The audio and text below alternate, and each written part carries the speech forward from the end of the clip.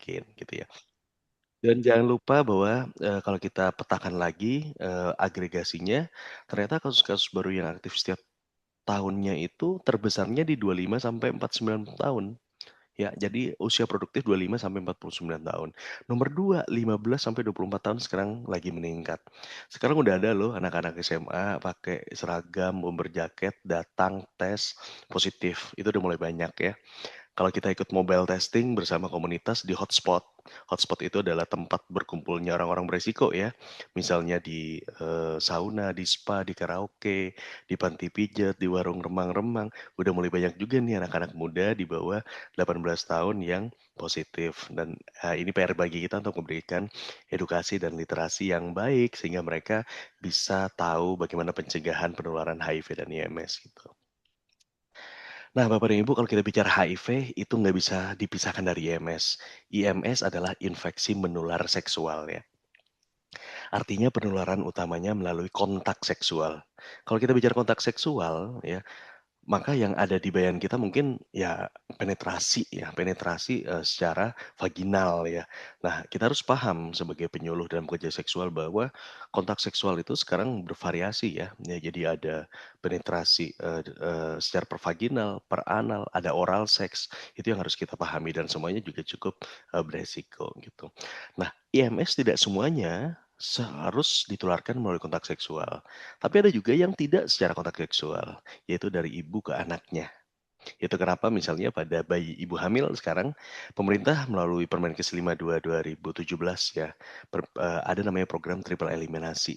Jadi setiap ibu hamil yang kontrol untuk antenatal care ya, kontrol kehamilan ke ibu bidan ke puskesmas itu wajib diperiksa namanya triple eliminasi. Periksa HIV, sifilis dan hepatitis. Ini adalah salah satu pencegahan supaya nanti ibu hamilnya kalau dia terkena HIV, sifilis, hepatitis bisa diobati sedini mungkin sehingga risiko ketularan kepada bayinya bisa kita cegah sedini mungkin ya. Jadi IMS itu HIV juga bagian dari IMS karena HIV juga menular melalui kontak seksual. Namun karena pengobatannya jangka panjang, jadi biasanya karena kita bedakan terminologinya ya. Nah, selain HIV banyak sekali IMS-IMS yang lain yang juga harus kita pahami ya. Ada gonore, ada herpes, ada namanya raja singa yang biasanya dalam istilah medis kita sebut dengan sifilis ya. Ada namanya HPV. Ini human papilloma virus. Jadi virus yang menyebabkan kutil kelamin dan pada wanita menyebabkan kanker serviks atau kanker mulut rahim. Selain itu masih ada chlamydia, hepatitis dan segala macamnya. Nah, ini mungkin gambaran dari berbagai spektrum penyakit IMS yang sudah saya paparkan tadi ya. Jadi ada gonore, chlamydia, trichomonas dan segala macamnya gitu. Nah, lalu apa sih kaitannya IMS dan HIV? Nah, Bapak Ibu harus paham bahwa IMS itu 70% itu nggak ada keluhan ya. Banyak yang datang ke saya, dites ternyata sifilisnya positif, raja singanya positif tapi nggak luka. Ya, banyak yang datang ke saya seperti kayak ibu-ibu biasa, wanita biasa, melihatnya kayak seperti keputihan biasa, oh menjelang mau mens agak gatal, agak berbau, tapi ketika diperiksa dapatnya chlamydia dan gonore. Gonore itu bukan bakteri komensal yang secara normal ada dalam saluran reproduksi wanita, tapi itu adalah kuman IMS, artinya dapatnya melalui penularan ya. Tapi nggak ada keluhan loh, keluhannya ringan saja. Jadi 70% IMS itu nggak ada keluhan. Masalahnya adalah kalau nggak diobati, lesi atau luka pada saluran reproduksi tadi itu kan masih ada, sehingga memperbesar resiko terkena HIV. Jadi di sini kita bisa lihat benang merah betapa sangat berkaitan antara IMS dan HIV itu sendiri ya, gitu. Sehingga risikonya kalau dia ada IMS dan nggak diobati, maka risiko dia kemasukan virus HIV-nya menjadi lebih besar, 2 sampai 5 kali lipat ya, bahkan 10 kali lipat jika ada luka seperti pada herpes tadi kan ada bintil ya di sini atau sifilis ada luka di daerah genital seperti di vagina maupun di penisnya atau di anus. Nah, ini resiko untuk terinfeksi HIV juga bisa menjadi lebih besar karena adanya perlukaan-perlukaan tadi gitu. Nah, sekarang kita masuk ke HIV ya. Jadi HIV banyak yang berasumsi bahwa HIV dengan AIDS itu sama, padahal faktanya berbeda. HIV itu adalah kependekan dari Human Immunodeficiency Virus. Artinya, virus yang menyebabkan penurunan kekebalan tubuh, imun kekebalan, defisiensi ini kekurangan, penurunan, dan menyerang manusia. Jadi kita jangan termakan hoax lagi. Wah, kalau kita sebelahan nama Odif, terus digigit nyamuk, terus kita digigit nyamuknya juga ketularan. Ingat, ini hanya menyerang manusia, jadi nggak akan hidup dalam tubuh nyamuk. Apalagi ada hoax, nanti wah kalau kita nonton nih ada Odif nanti menularkan HIV-nya lewat jarum, jarumnya ditaruh di bioskop gitu. Itu adalah salah satu berita yang informasi yang tidak berdasar ya, yang tidak benar gitu. Jadi HIV adalah virus yang menyerang manusia dan menyebabkan kekebalan tubuh menurun. Kenapa kekebalan menurun? Karena HIV-nya ini kalau kata kalau ibaratnya manusia ini picky eater. Jadi dia maunya cuma makan sel CD4 ya. Sel CD4-nya dimakan, dibunuh oleh virus HIV-nya. Sel CD4 ini tentaranya tubuh kita. Jadi bentengnya tubuh kita. Dia yang melawan kuman. Contoh, kita misalnya makan lalapan ya kan, mungkin lalapan kan ada yang mentah nggak bersih ya kan, ada kumannya, kemakan sama kita, selada ya. Tapi karena tubuh kita tentaranya bagus, maka kita nggak diare tuh, ya kan. Atau sebelah kita ada yang batuk flu, ya. Tapi karena imun kita Iya bagus, benar Bu. tentaranya bagus, maka kita nggak langsung ketularan flu sama seperti tubuh teman kita yang lain.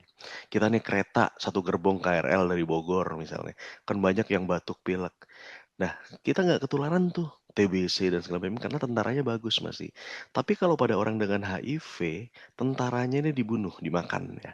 Sehingga dia gampang sakit karena imunnya tidak terjaga dengan baik ya. Jadi ingat bahwa HIV menyerang sel CD4 atau sel kekebalan tubuh yang berfungsi menjaga imunitas dari tubuh manusia ya gitu.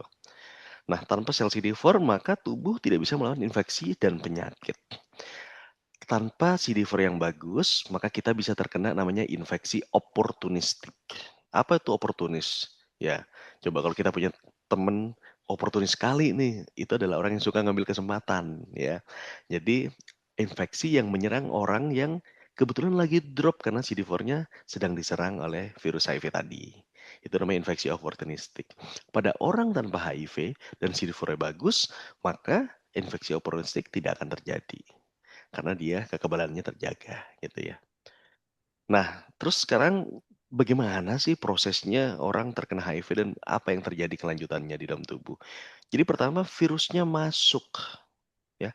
Ingat, harus namanya penyakit menular harus tertular.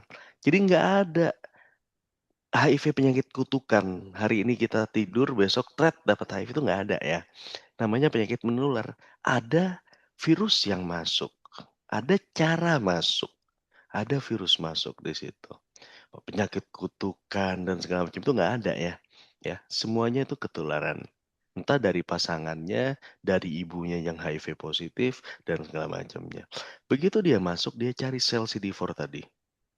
Nempel, berkembang biak di dalam, beranak pinak, terus dibunuh tuh sel CD4-nya, karena udah nggak kepake kan. Nah, kemudian berkembang biak nyari sel CD4 yang lain lagi, sehingga lama-lama habis semua CD4-nya. Normalnya di atas 500, tapi dibunuh pelan-pelan pelan-pelan bisa sampai di bawah 100, di bawah 200 ya.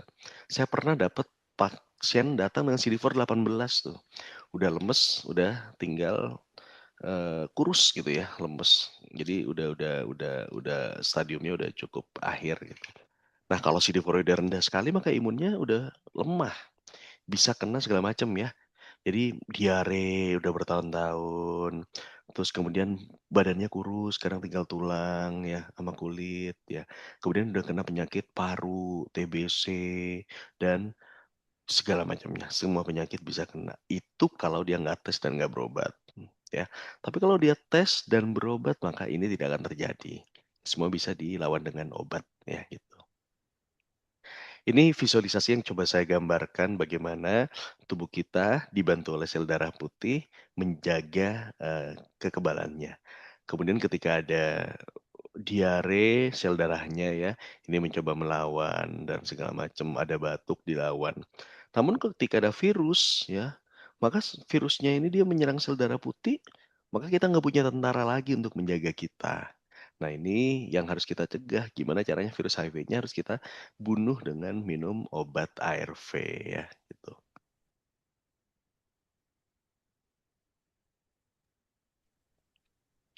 Nah, kalau tadi HIV udah tahu ya. Jadi virusnya yang menyerang sel CD4 dan bisa bertahun-tahun tanpa gejala ya, terdeteksinya hanya melalui tes darah. Jadi orang dengan HIV bisa bertahun-tahun gak ada gejala ya Bapak dan Ibu.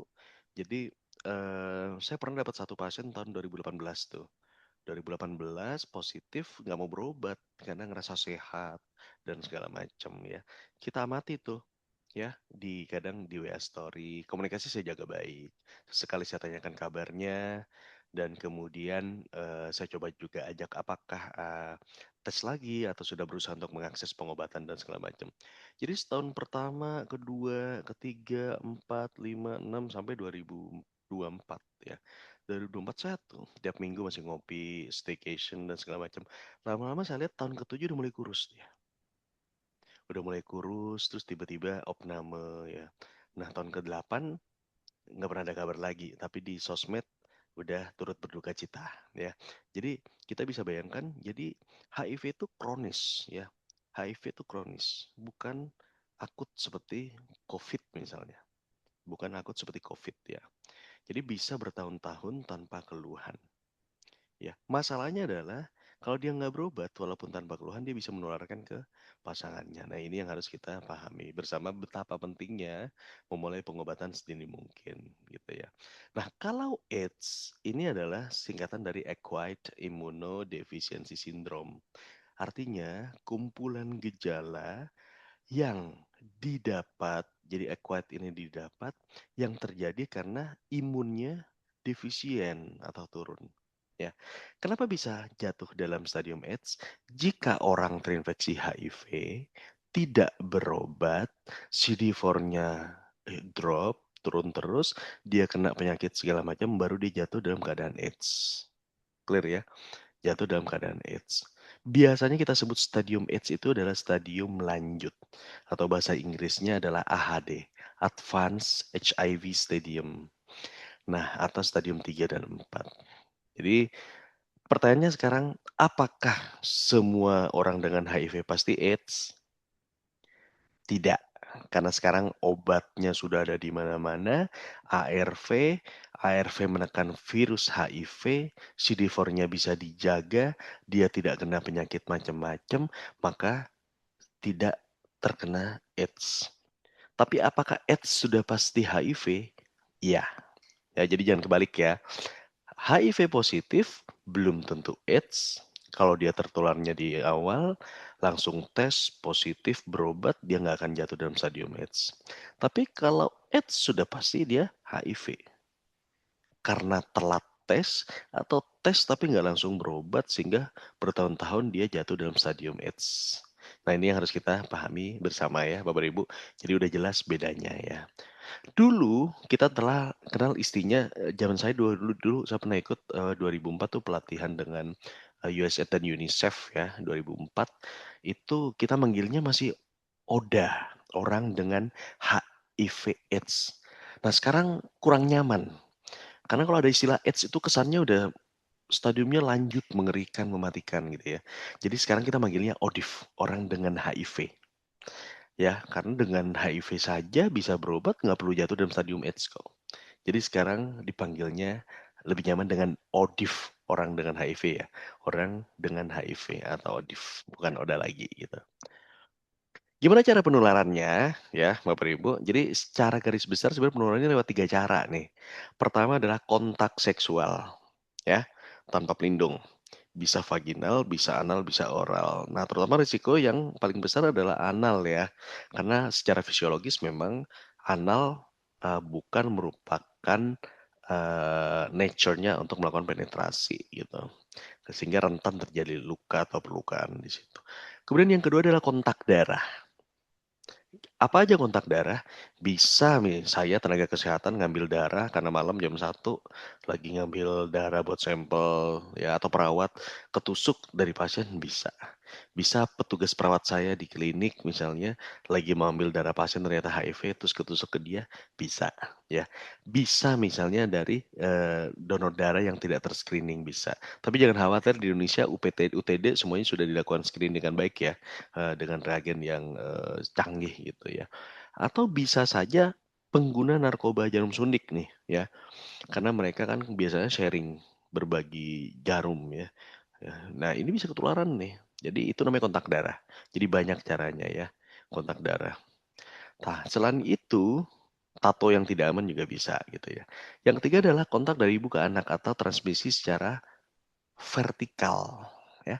Bisa selama kehamilan, karena kan darahnya dia sirkulasinya satu dari ibu ke plasenta bayinya. Bisa selama lahir karena ada terkena dengan perlukaan, bisa pada saat pemberian ASI ya. Jadi ini yang harus kita pahami. Penularannya lewat 3 macam ini aja. Kontak seksual, kontak darah dan kontak dari ibu ke anaknya ya. Gitu. Apakah bisa dari air liur, keringat, air mata? Ada, tapi kecil banget dan, secara volume sudah dikaji memang tidak, dalam jumlah yang bisa menularkan. Jadi kalau cuman kita keringetan bareng ya, atau nangis-nangis bareng itu ya nggak akan atau dari urin di toilet itu tidak akan pernah menularkan ya, gitu. Jadi dengan tahu penularannya seperti apa, maka kita juga harus tahu bahwa HIV tidak semudah itu menularkan ya. Beda dengan TB, kalau TB atau batuk pilek atau COVID, kita meeting berdua aja, ya kan, ketularan, ya kan.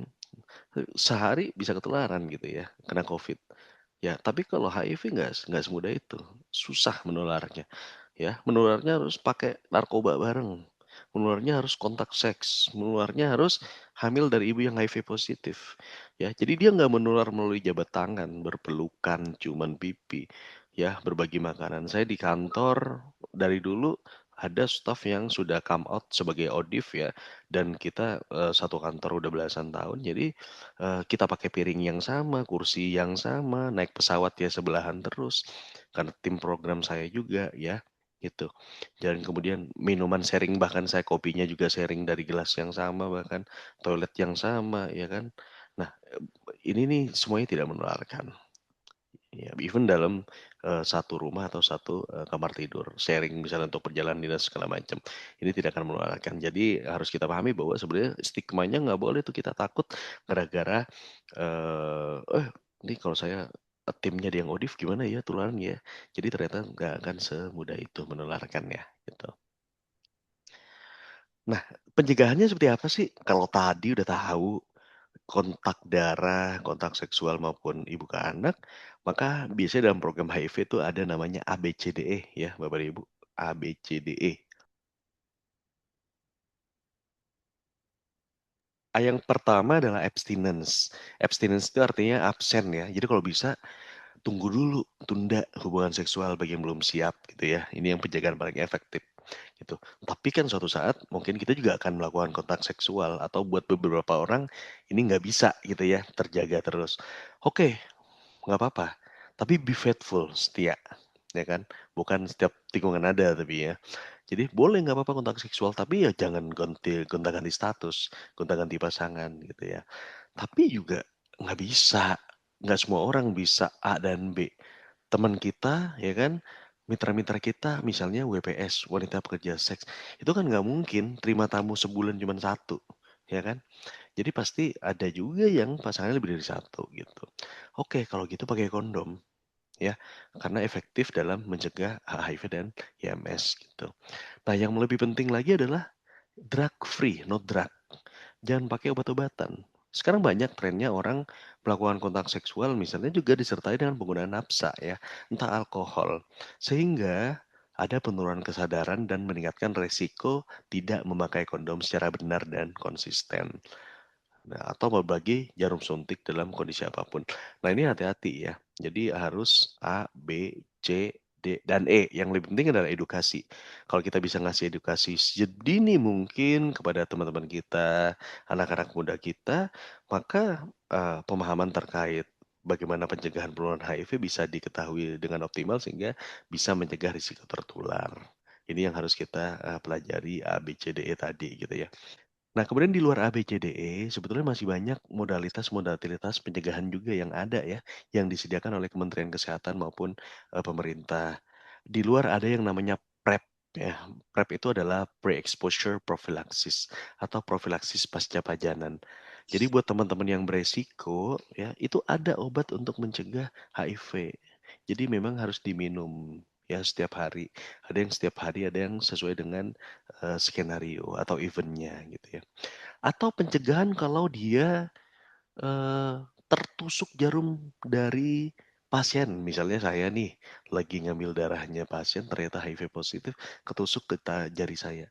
Nah itu namanya ada profilaksis pasca pajanan, ya. Jadi, kita minum obat sama ARV juga diminum harus sedini mungkin kurang dari 72 jam setelah terpapar dan diminum kurang lebih 28 hari atau 1 bulan, ya. Tapi kita harus pastikan bahwa kita memang harus negatif ya. Jangan-jangan sebelum terpapar udah positif duluan karena berisiko. Nah, itu yang harus kita pastikan gitu. Nah, PEP atau profilaksis pasca pajanan ini juga dipakai pada korban-korban kekerasan seksual ya. Jadi misalnya kita menerima laporan dari kepolisian, ada wanita 18 tahun diperkosa ya, di ruda paksa diperkosa, ditinggal ya, dan ditanya kapan misalnya, oh ada berita acaranya, ada penetrasi, kemudian, kurang dari 24 jam. Nah, biasanya kita bisa berikan profilaksis pasca pajanan juga ya, kepada korban perkosaan. Karena kita nggak tahu apakah yang memperkosa adalah orang dengan HIV atau tidak, ya kan? Kalau dia HIV dan berobat, itu jauh lebih bagus. Kenapa? Karena tahu status dan virusnya udah tidak kedeteksi. Risiko nularkan udah kecil banget. Yang kita takutkan adalah justru orang yang nggak pernah tes dan nggak tahu statusnya. Jadi jangan-jangan sebenarnya HIV positif tapi virusnya banyak dan nularkan. Ya itu kenapa, kalau kita tahu ada kasus nih perkosaan ya pada, wanita misalnya, jangan lupa nanti tindak lanjut untuk, eee, kemungkinan memberikan akses profilaksis pasca pajanan. Jadi ini udah diatur di Permenkes, 23 tahun 22 ya. Ada namanya profilaksis pasca pajanan, karena obatnya obat program dari pemerintah, maka saat ini skenarionya hanya bisa diberikan pada dua dua kelompok karena subsidi oleh pemerintah. Yang pertama adalah kecelakaan kerja pada tenaga medis, yang kedua korban kekerasan seksual. Yang dibuktikan ya dari kepolisian. Jangan semuanya ngaku diperkosa, nanti minta obat untuk pencegahan seperti ini. Yang ketiga pencegahan yang, juga bagian dari pencegahan adalah dengan berobat. Kenapa? Karena kalau kita positif dan berobat ARV rutin, pada suatu saat di 6 bulan minimal ya, virus kita akan nggak kedeteksi, kecil sekali sehingga studi bilang penelitian udah tidak menularkan lagi, ya. Jadi tolong dipahami, kalau kita minum obat ARV, virusnya tidak terdeteksi, itu udah nggak nularkan kepada pasangannya maupun pada bayinya. Sehingga banyak sekarang pasien HIV positif, istrinya negatif, ya. Saya punya teman, punya tim, suaminya positif, anaknya positif, program, anaknya 2 negatif semua. Ya karena berobat, ya. Jadi obat ARV kita udah canggih ya. Obat ARV kita udah canggih, efektif bahkan dalam 3 bulan, 6 bulan bisa sampai tidak, terdeteksi virusnya dengan syarat harus diminum secara rutin. Sebentar ya.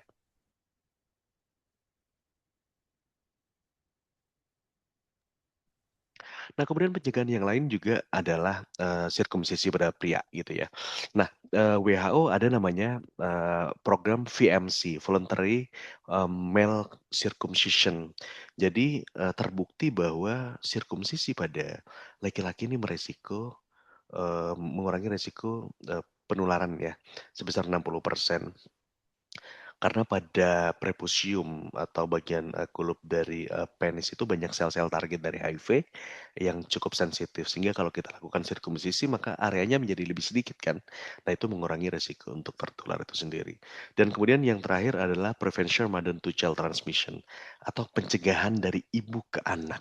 Itu adalah pencegahan sendiri. Jadi kalau ibu hamil ya, kemudian di trimester 1 kita harus dorong dia datang ke puskesmas untuk kontrol, jangan ke dukun kontrolnya, ya, jangan ke dukun kontrolnya. Kita minta semua ibu hamil di wilayah kita, dampingan kita, periksa ke layanan kesehatan.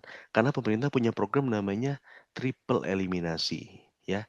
Triple tuh 3. Jadi ibu hamil wajib diperiksa HIV, sifilis, hepatitis. Ini bagian dari ANC, antenatal care, pada saat dia berkunjung rutin di Kas 1. Ibu hamil kan punya buku itu ya, buku pink ya, gitu. Jadi kita harus pastikan dan itu gratis semuanya, ya. Jadi yang sering terjadi adalah kontrolnya nggak ke puskesmas, sehingga nggak diperiksa.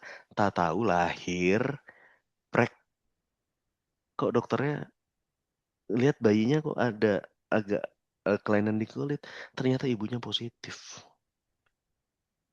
Dampaknya bayinya ketularan, minum obat seumur hidup juga akhirnya. Padahal kalau dia tahu screening di trimester 1, ibunya berobat 6 bulan waktunya lahir, maka anaknya bisa negatif dan nggak perlu minum obat ya. Ini pentingnya kita memastikan bahwa setiap ibu hamil wajib di-screening, supaya nanti kalau ada yang positif bisa diobati untuk mencegah penularan pada bayinya ya, gitu. Nah, ini perbedaan PrEP dan, PEP tadi ya. Jadi kalau PrEP ini adalah profilaksis prapajanan. Jadi sebelum terpapar, seperti kon pil KB lah ya. Jadi minum dulu baru kena paparan. Nah, ini harus diminum terus-menerus atau skenario tertentu sesuai dengan frekuensi risikonya gitu ya. Kalau PEP, seperti yang saya bilang tadi, pasca pajanan, maka ini pada kondisi kecelakaan kerja nakes atau kekerasan seksual yang didukung atau disubsidi oleh program dari Kemenkes. Karena obatnya dibiayai oleh APBN. Gitu. Jadi nggak boleh semuanya minta gitu ya. Nah, sekarang perjalanan dari infeksi HIV menjadi AIDS ya, Bapak dan Ibu. Apakah orang terkena HIV, pertanyaan yang paling sering kan gini ya, kalau saya dapat pasien datang dan positif gitu di tempat saya, pertanyaan paling sering ditanyakan adalah 3. Pertama, "Dok, saya harus ngapain?" Kedua, "Saya bisa nikah nggak?" Ketiga, "Umur saya sisa berapa lama?" Ya kan? Ya. Jadi kalau pertanyaannya saya harus ngapain, saya jawab, satu-satunya pilihan adalah minum obat sedini mungkin. Dan obatnya gratis dari pemerintah. Kalau pertanyaannya, "Dok, saya bisa nikah nggak?" Bisa, tapi minum obat dulu minimal 6 bulan, virusnya nggak kedeteksi, nanti baru bisa program kehamilan. Atau bisa, hamil gitu ya, atau menikah gitu. Kalau pertanyaannya, "Dok, umur saya sisa berapa?" Itu saya nggak bisa jawab ya, karena saya nggak punya orang dalam gitu ya. Bercandanya seperti itu gitu. Jadi, ternyata HIV bukan proses yang akut ya Bapak dan Ibu. Jadi nggak ada orang kena HIV sekarang besok meninggal. Tapi ada orang kena diabetes atau darah tinggi, harus minum obat hipertensi, emergensi setiap hari ya. Besok dia nggak minum obat, darahnya 200, stroke, lusa masuk ICU meninggal ada. Ada orang kena diabetes, kencing manis, gulanya 400, harus minum obat atau insulin setiap hari, besok dia lupa obatnya ketinggalan, naik, koma, masuk ICU, hari ketiga meninggal ada. Tapi HIV tidak semudah itu meninggal, ya. Prosesnya panjang kalau nggak berobat, ya. Jadi pertama masuk virusnya, ya. Masuk melalui 3 cara tadi ya, kontak seksual, kontak darah, maupun dari ibu ke anak. Ini ada yang kita sebut namanya periode jendela. Virusnya ada tapi nggak kedeteksi oleh tes. Kenapa? Tes yang paling sering dipakai adalah tes antibodi. Masih butuh waktu kadang 4 sampai 12 minggu atau 1 sampai 3 bulan untuk tubuh merespon dengan membentuk antibodi. Jadi kalau kita tes rapid dengan antibody di 1 minggu atau 3 hari setelah virusnya masuk atau terpapar, kedeteksi nggak? Belum. Dites negatif. Tapi apakah virusnya ada? Ada. Apakah nularkan? 1 minggu, nularkan. Ya. Jadi itu kenapa perlu untuk jujur kepada petugas. Kapan kontak seksual terakhir? Kapan resiko terakhir dilakukan? Ya. Jadi kalau negatif hari ini belum tentu aman. Aman kalau dia sudah melewati periode jendela. Tapi tidak aman kalau belum melewati periode jendela. Artinya harus tes lagi supaya minimal 3 bulan hasilnya konklusif. Ya. Setelah periode jendela ini masuk, dilewati, dan positif ketika dites, apakah langsung sakit? Tidak. Dia akan nampak sehat sama seperti kita, bahkan sampai 10 dan 15 tahun. Ya. Tapi pertanyaannya adalah, dia kan positif dan nggak berobat dan sehat. Apakah menularkan? Iya, karena virusnya lagi tinggi-tingginya, berkembang biak, dan dia nggak berobat.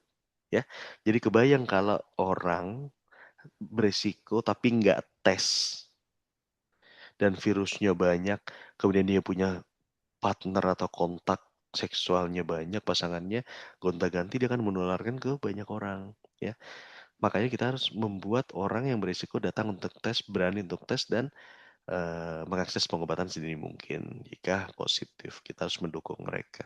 Ya, gitu. Nah, kalau dia 5-10 tahun tampak sehat dan nggak berobat, baru udah mulai kena demam, diare, berat badannya turun, ya. Baru kena penyakit TBC. Nanti kulitnya nanti bisa kena jamur, mulutnya putih kena jamur, bisa kena kanker kulit dan segala macamnya. Baru dia bisa meninggal. Tahapannya seperti ini ya.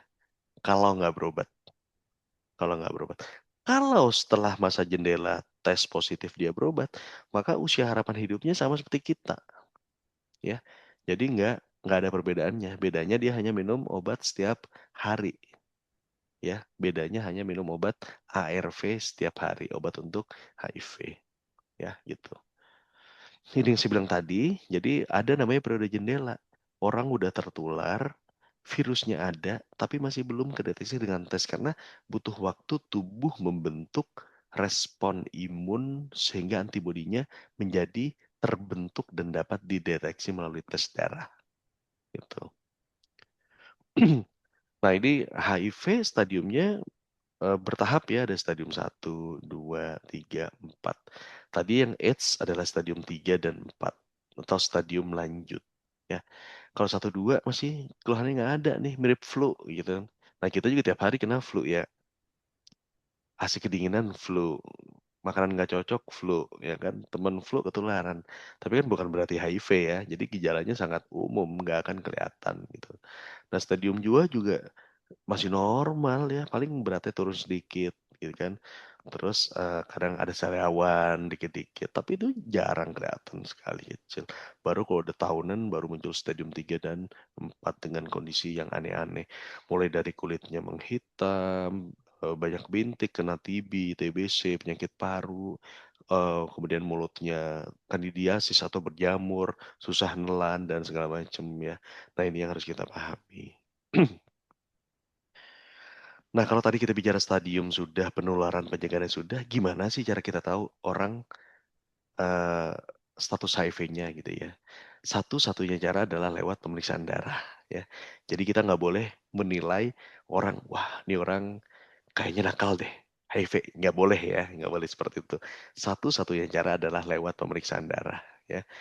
Karena kenapa? Bisa belum muncul gejala, itu nggak bisa kelihatan ya. Bapak dan Ibu, hampir 2.000 orang yang datang ke tempat saya positif dan sehat, itu semuanya sehat. Datang itu bukan dalam keadaan sakit, ya. Semuanya sehat, ya. Semua sehat, produktif, kerja, ada yang high profile, ada yang direktur, manajer, dan segala macam, ya. Semuanya sehat. Tidak ada yang datang ke saya itu dalam keadaan sakit. Paling 1 atau 2 saja yang datangnya udah telat sekali di kursi roda, ya. Sisanya itu semuanya sehat. Jadi kita nggak bisa menilai status HIV orang, apakah berisiko atau tidak dari luar, ya. bukan dari asalnya, bukan dari profesinya, bukan dari umurnya, bukan dari penampakannya atau status sosialnya. Semua bisa ketularan, ya, gitu. Jadi cara untuk mendeteksi adalah melalui pemeriksaan darah, gitu ya. Nanti di luar sebenarnya ada namanya screening oral fluid testing melalui cairan di mulut, tapi itu screening, bukan untuk diagnosa. Itu screening awal sehingga tidak bisa dijadikan alat untuk patokan diagnosa. Nanti saya kasih gambarannya. Itu. Ini yang udah saya gambarkan tadi ya. Jadi PR kita masih banyak nih. Tahap 1 dari 3 dari 528.000 estimasi ODIF di Indonesia, 30% masih belum tahu statusnya. Ya, padahal sangat penting untuk tahu semakin dini. Kenapa? Semakin dini kita tahu, maka kita cepat berobat, virus kita nggak kedeteksi, maka risiko nularin ke pasangan anak bayi menjadi rendah atau tidak ada. Dan banyak loh sekarang layanan tesnya banyak yang gratis karena reagennya masih disubsidi oleh pemerintah ya. BPJS gratis. Kalau nggak punya BPJS ke puskesmas mungkin kena retribusi saja 15-20 ribu ya. Itu di klinik swasta seperti tempat saya ke rumah sakit juga masih banyak yang memadai dan harganya terjangkau ya. Jadi siapa yang perlu tes HIV? Biasanya teman-teman yang beresiko ya, kita sebut populasi kunci. Salah satunya adalah teman-teman waria, LSL. LSL itu adalah lelaki seks lelaki ya. Bukan lelaki suka lelaki ya, tapi lelaki seks lelaki gitu. Kemudian penasun ya kan. Dan satu lagi WPS, wanita pekerja seks ya. Ibu hamil ini adalah juga sasaran dari tes HIV, pengguna narkoba suntik, pasien TB, IMS dan segala macam. Semua yang berisiko kita anjurkan untuk tes HIV gitu. Nah, tes HIV di Indonesia kalau dulu kita bedakan voluntary and counseling testing VCT atau PITC. VCT singkatannya adalah voluntary counseling and testing. Artinya orang yang memang beresiko datang secara voluntary sendiri. Jadi misalnya si A datang ke tempat saya karena memang beresiko ya. Eh, kontak ada riwayat resiko nggak pakai kondom atau ganti-ganti pasangan misalnya. Nah dia sendiri yang datang secara volunteer itu namanya VCT. Tapi ada juga tes HIV yang karena ditawarkan oleh nakes tenaga kesehatan. Nah, dulu namanya Provider Initiated Testing and Counseling ya. Jadi misalnya gini, pasien datang ke poli gigi mau scaling atau mau nambal gigi. Terus dokter giginya ngelihat kok ada putih-putih di mulutnya, jamur. Wah dia berpikir jamur biasanya berhubungan dengan HIV gitu. Saya mintakan dia untuk tes HIV. Itu namanya PITC atau PITC di sini ya. Atau pasien misalnya di UGD datang dengan apa namanya keluhan kecelakaan. Tapi setelah dari dokter UGD di screening, oh kelihatan banyak luka-luka bekas suntikan. Wah penasun. Penasun kan erat kaitannya dengan penggunaan narkoba. Jarum suntik bergantian ya. Nah, dia mintakan tes HIV itu namanya PITC ya, gitu. Jadi sekarang sih sebutnya layanan tes HIV saja ya. Siapapun bisa minta tes HIV gitu. Nah, selain itu untuk populasi-populasi yang berisiko ada namanya mobile VCT. Jadi tes HIV secara mobile. Jadi saya sering dulu mungkin Dokter Heru juga sering ya. Saya dulu sering ikut tuh tes HIV mobile ke sauna, ke spa, ke panti pijat, ke karaoke, ke warung remang-remang, ya kan? Depannya jualan, belakangnya ada kamarnya gitu ya.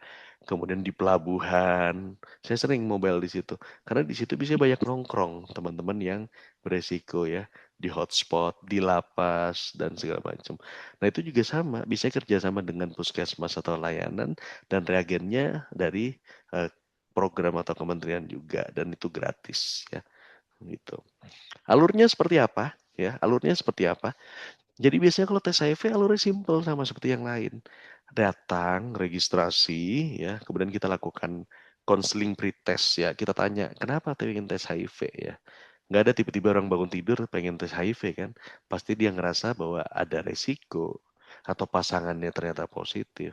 Atau dia ngerasa bersalah dan berdosa karena kemarin habis perjalanan dinas tiba-tiba iseng buka aplikasi dan segala macam sehingga khawatir dan segala macam ya. Nah, itu kita kaji dalam namanya konseling pretest ya.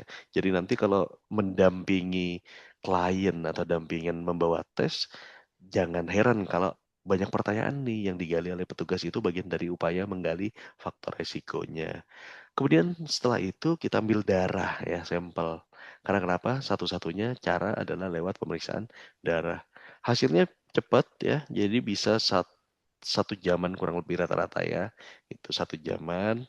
Nah setelah itu nanti kita buka hasil. Diawali dengan konseling post test juga ya, setelah pemeriksaannya ya. Kalau hasilnya positif mau diapain, kalau hasilnya negatif mau diapain. Kalau positif kita bisa rujuk ke layanan PDP. Jadi kalau tes kan layanan tesnya, maka ini layanan perawatan, dukungan, dan pengobatan jika positif ya. Di luar Bapak dan Ibu ada namanya screening HIV mandiri atau berbasis komunitas. Bapak dan Ibu juga bisa dapat di LSM, di e-commerce seperti Tokopedia, Bibli, Shopee juga banyak bisa tes sendiri ya, maupun di berbagai tempat gitu. Ini tapi karena tidak dilakukan secara profesional di lab dan reagennya hanya satu, maka ini ya bukan bagian dari diagnosa, tapi screening. Jadi kalau reaktif masih harus perlu datang ke layanan untuk ditegakkan diagnosa lebih lanjut lagi gitu ya. Nah ini contoh yang ada di luaran nih ya. Jadi sebelah kiri ini banyak sekarang di komunitas di Jakarta di Indo ada nih.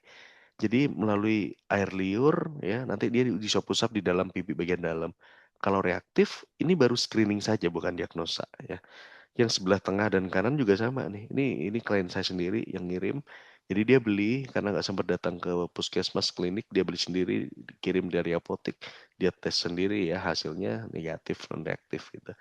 Nah ini mah screening ya, screening karena tidak dilakukan oleh petugas kesehatan gitu. Di mana bisa tes HIV di Indonesia? Ya, wah, opsinya banyak sekali. Hampir rata-rata sekarang semua bisa tes HIV. Karena kenapa? HIV, tes HIV bagian dari standar pelayanan minimal, Bapak dan Ibu ya. Jadi itu wajib. Itu rapornya pimpinan kabupaten kota ya. Jadi layanan itu sudah merupakan bagian dari SPM atau standar pelayanan minimal. Puskesmas yang ada di Indonesia rata-rata bisa tes HIV. Rumah sakit juga bisa. Mobile testing seperti yang saya ceritakan tadi, dari layanan atau puskesmas melakukan VCT mobile ke sauna, spa, karaoke. Kalau dulu zaman lokalisasi saya sering ke lokalisasi ikut VCT mobile itu sering saya lakukan juga, maupun di klinik-klinik komunitas gitu ya.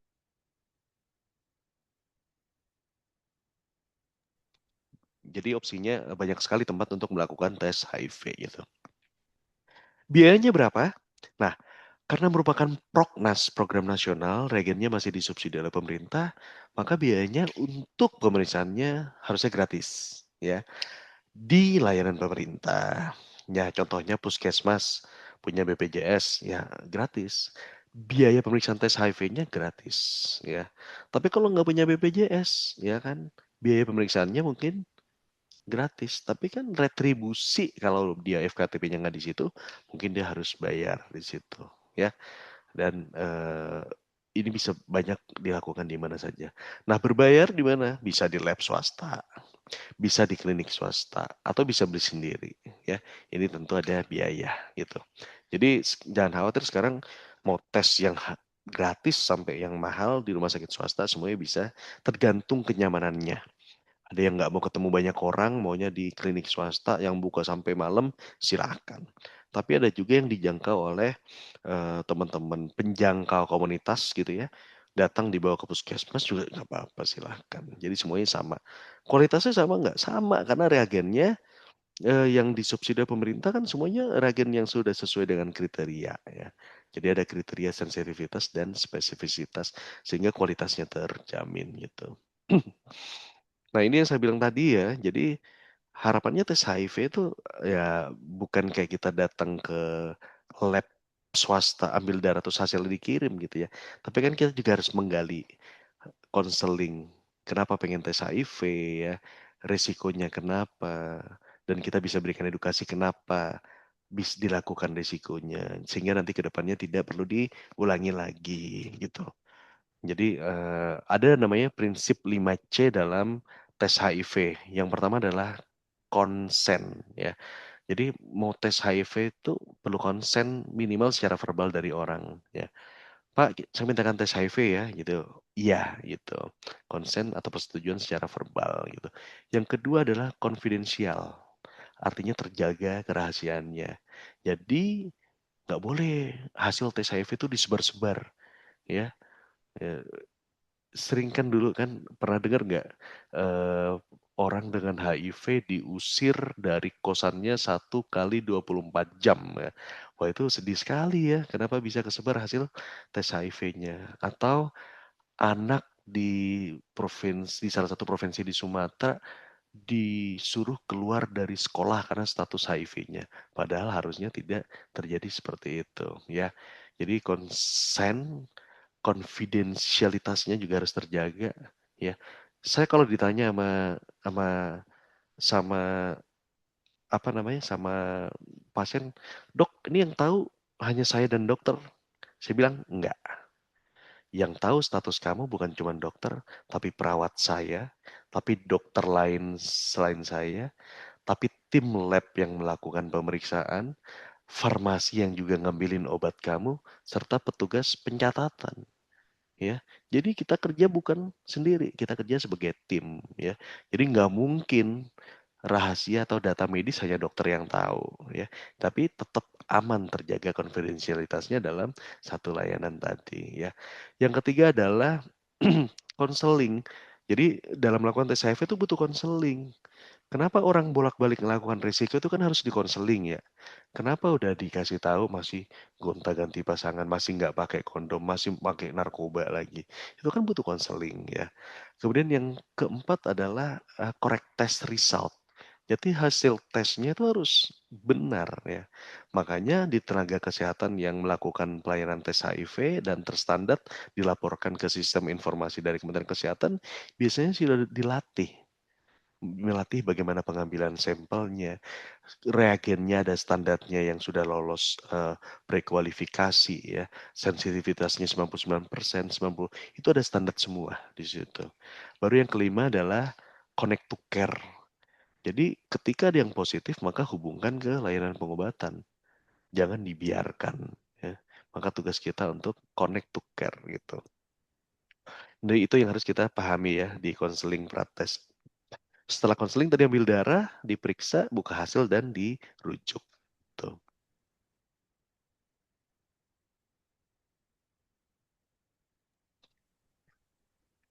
Nah, kalau tadi tes, lalu gimana kalau hasilnya positif, Dok? Nah, maka segera mengakses obat ARV di layanan PDP ya, sedini mungkin. Jadi ini alurnya ya. Jadi kalau kita tes HIV, Bapak dan Ibu, hasilnya itu bisa 3 macam. Positif ya. Kalau positif maka kita rujuk ke akses layanan PDP, perawatan, dukungan, pengobatan. Jadi untuk mengakses pengobatan sedini mungkin. Kalau dia negatif, ya jangan dibiarin pulang dulu. Kita juga kadang kasih tahu, Bu, ini negatif. Tapi apakah negatifnya berarti negatif? Ya, kita harus diskusi. Resikonya kapan? Kalau resikonya baru minggu lalu sekarang tes, maka negatif sekarang belum konklusif. Masih ada peluang terinfeksi sehingga perlu datang lagi, ya kan? Kalau dia beresiko, kita bisa kasih PrEP. Kalau dia penasun, kita bisa kasih layanan jarum suntik steril gitu. Sebentar ya izin minum ya.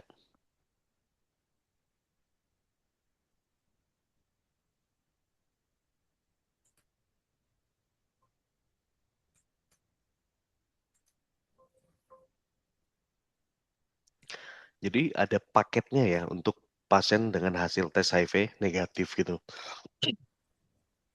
Kalau positif, maka paketnya banyak nih, lumayan ya. Tugasnya yang pertama adalah penetapan stadium klinis. Kemudian kita kasih obat ARV. Kemudian dokternya juga tidak akan cuman konsen terhadap HIV-nya saja. Tapi dia pengen cek juga IMS yang lain ya. Kemudian kalau saya jadi dokter, kadang kita juga kaji nih kesehatan mental dari ODIF-nya. Contoh misalnya, anak SMA kelas 2 merantau positif. Bingung nggak kira-kira? Sendirian di ibu kota, orang tuanya nggak di Jakarta, positif baru kuliah semester 2. Ya kan? Itu kan kita harus dampingi secara psikisnya. Kadang kita dampingkan atau hubungkan dengan pendamping dari komunitas ya, atau case manager gitu. Atau jangan-jangan kita kaji apakah memang ada kelainan bawaan secara psikologis atau psikiater. Ya, ingat bahwa pengobatan ARV kita adalah minum obatnya setiap hari seumur hidup. Ini kan pengobatan jangka panjang. Maka kita harus kaji dulu kesiapan mentalnya dia. Ya, jadi hal-hal ini yang juga harus kita kaji bersama ya, termasuk rencana menikah dan punya anak. Nah, ini yang harus kita eh, diskusikan bersama dengan klien. Nah, ada juga mungkin hasil tes itu nggak bisa disimpulkan saat itu juga. Karena syaratnya positif, kalau kita pakai reagen rapid ya, HIV, itu harus 3 reagen positif semua, reaktif semua, baru kita katakan positif. Nah, bisa saja masih ada namanya inkonklusif. Jadi mungkin baru satu atau 2 reagen, satu 2 saja yang reaktif, yang ketiga masih belum. Itu biasanya kita minta tes lagi 2 minggu ya, itu.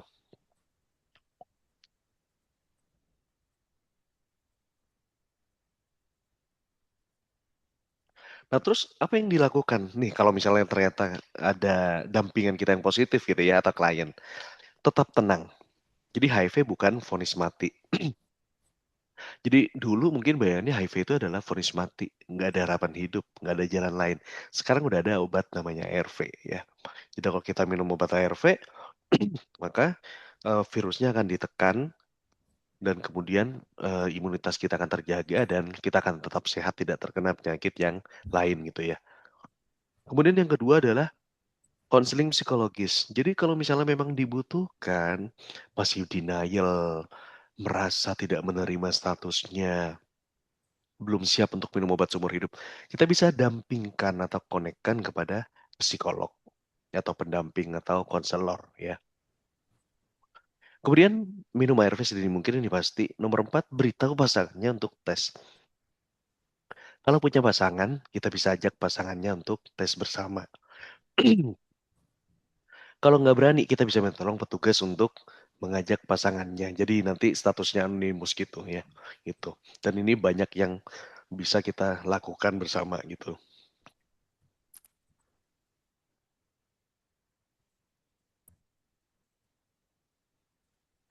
Jadi pesan kuncinya untuk Kodif adalah HIV ada obatnya, yakni ARV. Ini yang paling penting.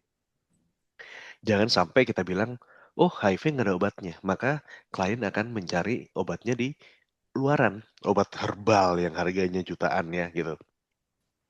Kemudian HIV bukan vonis mati, dan HIV bukan lagi penyakit yang mematikan, namun penyakit yang kronis dan bisa dikontrol sama seperti diabetes mellitus, kencing manis, atau penyakit darah tinggi lainnya gitu. Nah, apa itu ARV? ARV itu adalah obat yang kita gunakan untuk menekan virus HIV tadi ya. Jadi dengan minum ARV, maka virusnya tadi bisa dibunuh hingga tidak terdeteksi sehingga CD4-nya cenderung stabil, tidak drop dan bisa bebas dari penyakit infeksi oportunistik gitu ya. Nah, pada minimal biasanya 6 bulan, kita periksa jumlah kadar virus setelah minum ARV, harapannya virusnya udah tidak terdeteksi. Ya, kalau tidak terdeteksi itu berarti bukan virusnya hilang, ya karena virusnya kan masuk kadang udah sembunyi ke tempat namanya reservoir-reservoir. Nah, obat kita masih belum bisa menembus sampai segitu. Jadi obat kita tuh membunuh apa yang ada di darah dan permukaannya. Sehingga tidak membunuh sel-sel CD4 tadi. Sehingga masih tetap sehat. Jadi ingat, kalau virus tidak terdeteksi bukan berarti stop minum obat ya. Ya kalau enggak nanti dia virus yang kecil sekali itu dia akan berkembang biak lagi menjadi banyak lagi. Jadi itu kenapa masih tetap perlu minum obat setiap hari atau seumur hidup ya saat ini gitu. Di luar sekarang lagi tren obat minum ARV yang jangka panjang sekali suntik ada yang 3 bulan ya, tapi di Indonesia masih belum terintegrasi, masih masih baru juga FDA approve gitu ya di luar. Mudah-mudahan nanti, ke depannya udah cepat diadopsi di panduan WHO dan masuk ke Indonesia, jadi nggak perlu minum obat setiap hari, cukup disuntik misalnya setiap 3 bulan sekali. Itu kan jauh lebih, simpel buat klien gitu ya. Kalau kita minum ARV, Bapak dan Ibu, maka virusnya akan ketekan, sel-sel tadi yang berfungsi untuk imunitas menjadi terjaga, dia nggak kena AIDS, otomatis nggak menularkan, dia tetap bisa sekolah dan bekerja, dan keluarganya juga terlindungi ya gitu. Teman-teman mungkin kalau punya waktu bisa sharing ada Odif yang ulang tahun sampai ke 100 tahun tuh ya. Saya paling lama itu punya klien udah minum ARV 22 tahun sama 26 tahun dan sehat ya. Udah minum obatnya 26 tahun. Ini contohnya ya. Jadi satu botol ini isinya 30. Sekarang obat kita sangat simpel. Satu tablet itu isinya 3 macam obat ya. Namanya FDC, Fixed Drug Combination, atau bahasa Indonesia adalah KDT, kombinasi dosis tetap. Jadi sekali minum 3 macam obat. Sehari sekali saja ya satu botol isinya 30. Jadi mengambil obatnya sebulan sekali ke tempat layanan PDP tadi ya. Kalau virusnya udah bagus, kita bisa minta obat lebih dari sebulan. Jadi nggak setiap bulan datang ke layanan rutin. Kalau nggak kan kadang kasihan ya, harus cuti, izin ke HRD gitu ya, untuk ambil obat gitu. Apa manfaat ARV ya? Jadi biasanya ini foto-foto yang paling sering beredar nih di pelatihan ya dari zaman 10 tahun yang lalu. Nah, ini 2003 nih belum minum ARV ya. Tapi begitu dia minum ARV setahun langsung balik lagi kembali sehat ya. Ibunya senang juga nih anaknya menjadi sehat lagi ya. Ini juga sama ya. Jadi setelah minum ARV balik lagi sehat gitu.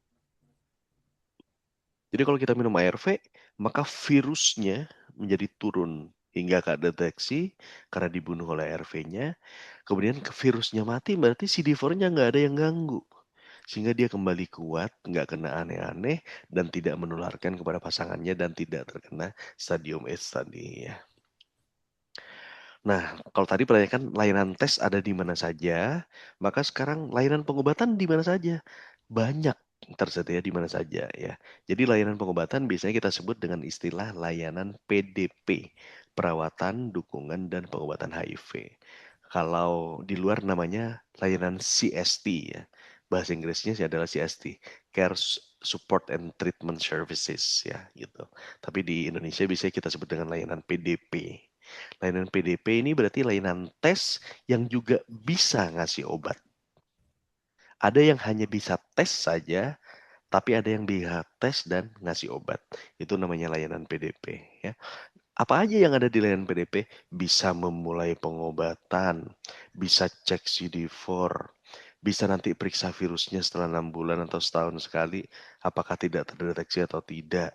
Ya, bisa periksa IO. Kemudian juga bisa konseling, kalau mau ketemu dengan teman-teman kelompok dukungan sebaya yang sama-sama positif bisa sharing juga ada di situ atau didampingi oleh LSM juga ada di situ gitu ya. Tuh. Di mana bisa akses ARV? Di semua lini ada. Rumah sakit pemerintah, rumah sakit swasta, puskesmas, klinik swasta, klinik komunitas ya. Di tempat saya bahkan walaupun swasta tapi odifnya lebih banyak daripada di rumah sakit di wilayah saya ya. Dulu saya nginduk ke RSUD, kita belum punya odif, RSUD odifnya 300. Sekarang RSUD 500, audif di tempat saya udah hampir 1.900-an. Jadi udah hampir 2.000, udah 3 kali lipat ya. Jadi ternyata layanan swasta juga salah satu tujuan pengobatan yang menarik ya. Mungkin karena tidak terlalu rame atau bisa sampai sore dan weekend sehingga lebih cenderung dipilih gitu. Nah ini data dari Kemenkes kemarin saya minta ya di Kemenkes di bulan Februari ya kalau nggak salah.